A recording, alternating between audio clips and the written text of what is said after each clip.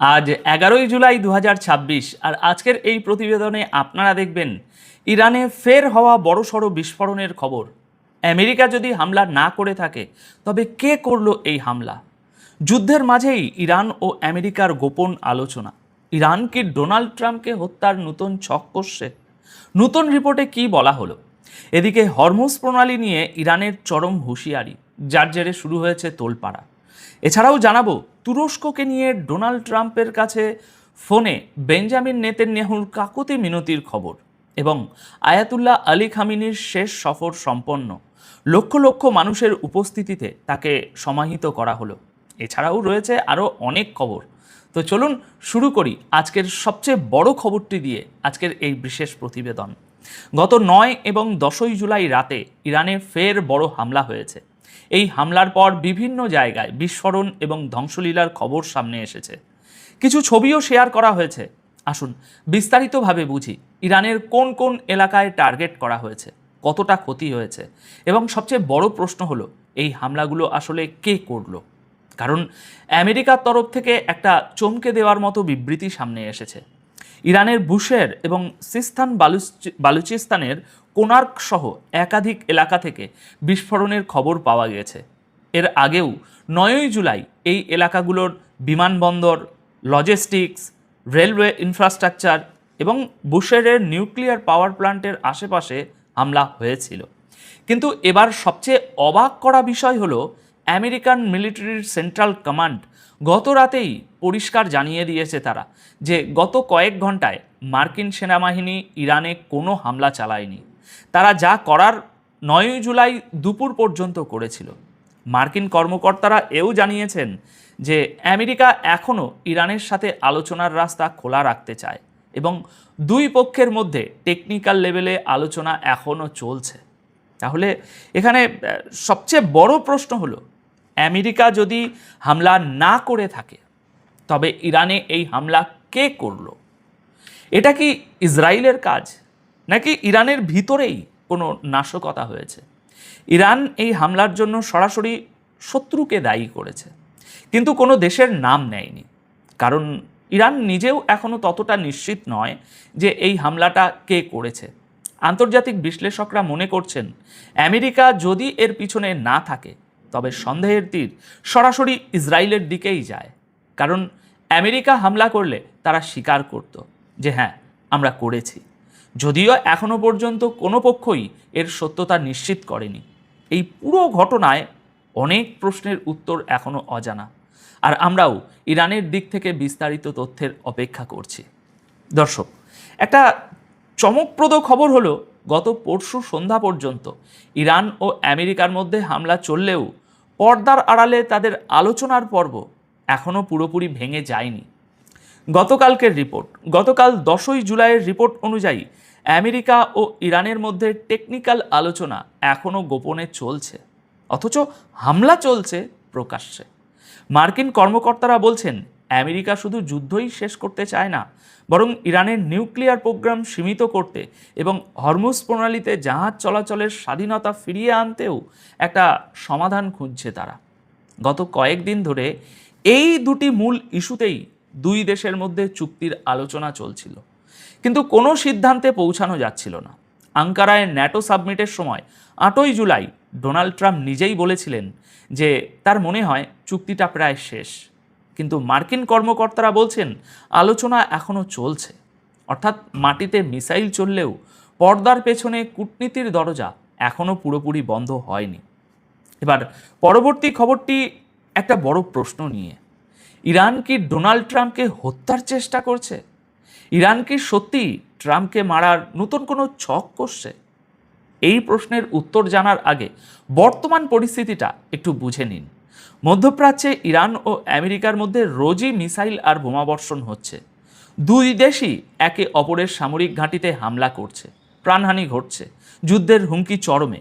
আবার এর মাঝেই আলোচনার রাস্তাও খোঁজা হচ্ছে। পরিস্থিতি যদি একটু এদিক ওদিক হয় তবে যে কোনো মুহূর্তে একটা বড় যুদ্ধের সিনারিও একদম ক্লিয়ার হয়ে যাবে।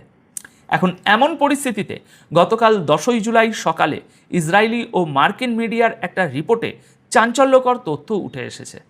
মনে রাখবেন, এই অভিযোগগুলো যদি সত্যি হয় তবে তা আর একটা বড় যুদ্ধের কারণ হতে পারে। রিপোর্ট অনুযায়ী ইসরায়েল আমেরিকার সাথে একটি নতুন ইন্টেলিজেন্স রিপোর্ট শেয়ার করেছে, যেখানে দাবি করা হয়েছে যে ইরান ডোনাল্ড ট্রাম্পকে হত্যার নতুন পরিকল্পনা করছে। এতদিন ইসরায়েল বলতো ইরান পরমাণু বোমা বানাচ্ছে, আর গত এক বছরে ইরানের পরমাণু কর্মসূচি নিয়ে দুটি যুদ্ধও শুরু হয়েছে। তাই ট্রাম্পকে হত্যার এই অভিযোগটাও হালকাভাবে নেওয়া যাবে না। ওয়াল স্ট্রিট জার্নাল এই নিয়ে খবরও ছেপেছে, যদিও আমেরিকায় অবস্থিত ইসরায়েলি দূতাবাস এই নিয়ে কোনো মন্তব্য করতে রাজি হয়নি। হোয়াইট হাউস আলাদা করে কিছু বলার বদলে ট্রাম্পের পুরনো একটা বক্তব্যের উল্লেখ করেছে, যেখানে ট্রাম্প বলেছিলেন ওরা আমেরিকার নেতা, অর্থাৎ ডোনাল্ড ট্রাম্পের কথা হচ্ছে, অর্থাৎ আমাকে মারতে চায়, আমি ওদের সব হিট লিস্টে আছি, এখনও পর্যন্ত বেঁচে আছি, কিন্তু এটা চিরকাল চলতে পারে না। এদিকে মাশহাদে আয়াতুল্লাহ আলী খামিনির শেষকৃত্যের সময় কিছু মানুষ ডোনাল্ড ট্রাম্পের বিরুদ্ধে প্রতিশোধের স্লোগান দেয় এবং তাকে হত্যার কথা বলে প্লাকার্ড দেখায়। যদিও ইরান সরকার সত্যিই ট্রাম্পকে হত্যার ছক কষছে কিনা তার কোনো অকাট্য প্রমাণ এখনও মেলেনি, তাই এটাকে আপাতত ইসরায়েলি ইন্টেলিজেন্সের দাবি হিসাবেই দেখা হচ্ছে। তবে বিষয়টা একেবারেই হালকা নয়। আসুন পরবর্তী খবরে যাই। ইরান আবারও হরমুজ প্রণালী নিয়ে আমেরিকাকে কড়া বার্তা দিয়েছে। আইআরজিসি নেভি পরিষ্কার জানিয়েছে যে হরমুজ প্রণালীতে কোনো বিদেশি শক্তির অধিকার নেই এবং এই পথের নিরাপত্তা ব্যবস্থা শুধুমাত্র ইরানের নিয়ন্ত্রণেই চলবে। আইআরজিসির দাবি, আমেরিকা গত কয়েকদিন ধরে হরমুজ প্রণালীর দক্ষিণ অংশে জাহাজের জন্য আলাদা সামুদ্রিক পথ তৈরি এবং নিজেদের স্কট সার্ভিস চালানোর চেষ্টা করছে, যা আঞ্চলিক চুক্তির সরাসরি লঙ্ঘন। দর্শক, এতদিন হরমুজ প্রণালী দিয়ে যাওয়া কোনো জাহাজের কাছ থেকে ফি নেওয়া হতো না, কিন্তু ইরান এখন ফি বা টোল আদায় করতে চাইছে। আর ইরানের এই সিদ্ধান্তের বিরুদ্ধে আমেরিকা সহ পুরো বিশ্ব দাঁড়িয়েছে। তবে আইআরজিসি কড়া হুঁশিয়ারি দিয়ে বলেছে, মার্কিন সেনা যদি নতুন করে কোনো হস্তক্ষেপ বা বোকামি করে তবে ইরান তার চূড়ান্ত জবাব দেবে। এর ফলে এই পথ ব্যবহারকারী সমস্ত দেশের বাণিজ্যিক ও অর্থনৈতিক স্বার্থ হুমকির মুখে পড়বে। অর্থাৎ ইরান পরিষ্কার বুঝিয়ে দিয়েছে, হরমুজ প্রণালীতে শেষ কথা তারাই বলবে। এদিকে ফিলিস্তিন অথরিটি, অর্থাৎ মাহমুদ আব্বাসের নেতৃত্বাধীন ফিলিস্তিনি অথরিটি ইরানের সাম্প্রতিক হামলার তীব্র নিন্দা জানিয়েছে। আর এখন এই বিবৃতি নিয়েও প্রশ্ন উঠছে, যা আমরাও তুলছি। 9 জুলাই রাতে মাহমুদ আব্বাসের দপ্তর থেকে জর্ডান, কুয়েত এবং বাহরাইনে থাকা মার্কিন ঘাঁটিতে ইরানের হামলার নিন্দা জানানো হয়। দর্শক বন্ধুরা, ফিলিস্তিনি অথরিটির এই অবস্থান খুব একটা অবাক করার মতো নয়, কারণ গত 75 বছর ধরে তারা রাজনৈতিক ও আর্থিকভাবে আরব দেশগুলোর উপর ব্যাপকভাবে নির্ভরশীল। তাই আরব দেশগুলোর পাশে দাঁড়ানোটা তাদের জন্য স্বাভাবিক।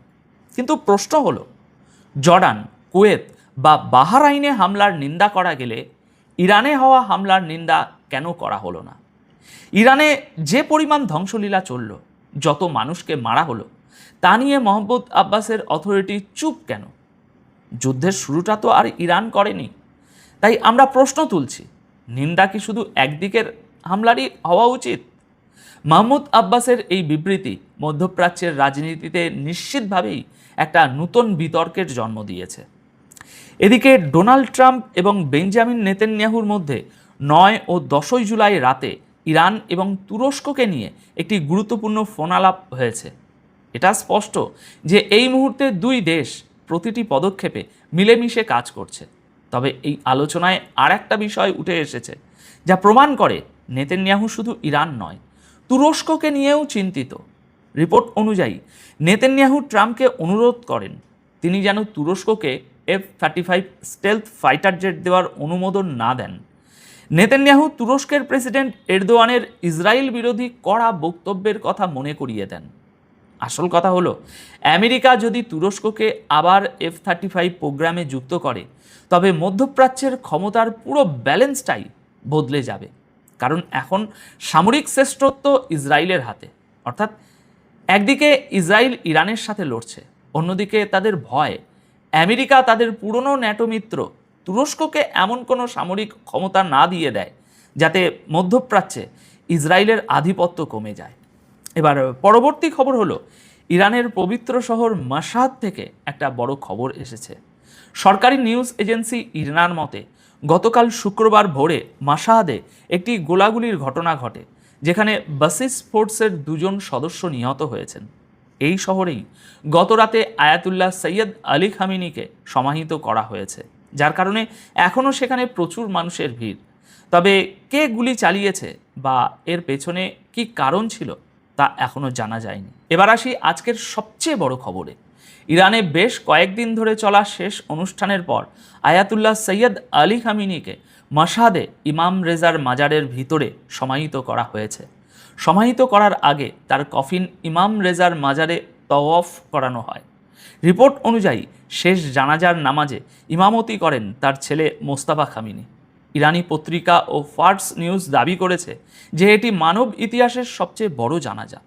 তাদের দাবি, ইরান, ইরাক সহ বিভিন্ন দেশে 6 দিন ধরে চলা এই অনুষ্ঠানে 4 কোটিরও বেশি মানুষ অংশ নিয়েছে।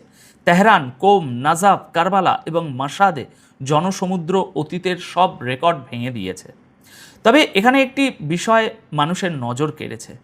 শেষ জানাজায় ইমামতি করেছেন মোস্তাফা খামেনি, কিন্তু ইরানের বর্তমান supreme leader Ayatollah Sayyid Mostafa খামেনিকে সরকার প্রকাশিত কোনো ভিডিও বা ছবিতে দেখা যায়নি।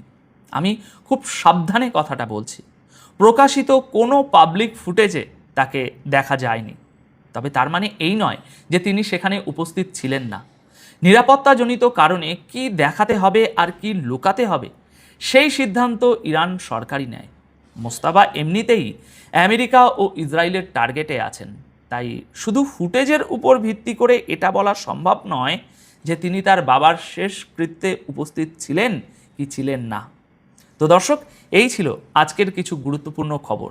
আশা করি প্রতিটি খবর খুবই সহজ সরলভাবে আপনাদের সামনে উপস্থাপন করতে পেরেছি।